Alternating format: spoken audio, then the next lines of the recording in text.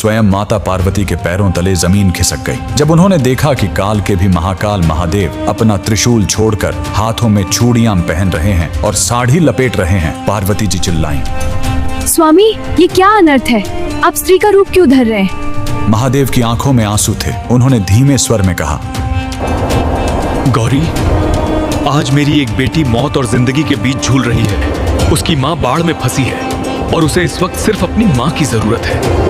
जी हाँ, महादेव एक औरत बनकर एक गर्भवती महिला की डिलीवरी कराने पहुंचे थे। आखिर वो भक्त कौन थी जिसने महादेव को दाई बनने पर मजबूर कर दिया? यह कहानी है दक्षिण भारत की रत्नावती नाम की एक परम शिव भक्त की। वह गर्भवती थी, समय निकट था। उसने अपनी माँ को बुलवाया था, लेकिन तभी कावेरी नदी में भयानक बाढ़ आ गई। उसकी माँ नदी के उस पार फंस गई। इधर रत्नावती को प्रसव पीड़ा शुरू हो गई। आधी रात, बिजली की कड़क, चारों तरफ सन्नाटा, घर में कोई नहीं। वो दर्द से तड़प रही थी और बस एक ही नाम पुकार रही थी, हे महादेव, हे मेरी माँ, मेरी रक्षा करो। कैलाश पर महादेव का आसन डोल गया। माँ पहुंच नहीं सकती थी, इसलिए महादेव ने स्वयं उसकी माँ का रूप धरा। अचानक रत्नावती के घर का दरवाजा धीरे से खुला। सामने उसकी माँ खड़ी थी। उस माँ ने रत्नावती का सिर अपनी गोद में रखा, उसे सहारा दिया, एक कुशल दाई की तरह उसके बच्चे का जन्म करवाया। पूरी रात महादेव एक औरत बनकर अपनी बेटी की सेवा करते रहे। उसे खाना खिलाया, लोरी गाकर सुलाया। सो जा मेरे लाल